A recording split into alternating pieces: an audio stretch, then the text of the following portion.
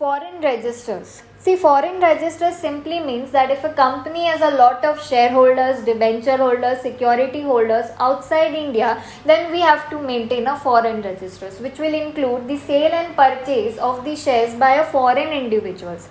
See, foreign registers require an authorizations by articles. Once it is authorized, they become a part of a registers of the members, registers of the debenture holders, registers of the security holders, or the registers of the beneficial owner, as the case may be.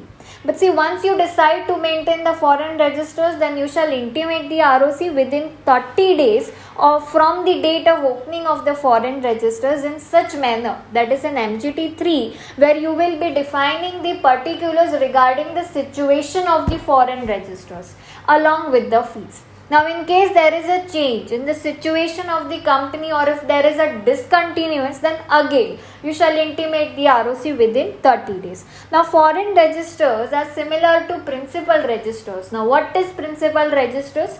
Registers that you maintain in India is called as Indian registered or principal registers.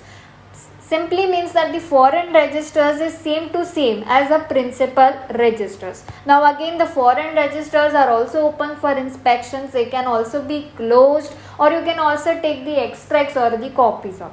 Now for the closure, which is discussed in section 91, which has a clause regarding the advertisement. Now if a company plans to close its foreign registers, then it shall advertise it regarding the closure in at least 2 newspaper where the foreign registers. If a company maintains foreign register, then it has to transmit its data to the registered office in India in every 15 days of making the entries in the foreign register.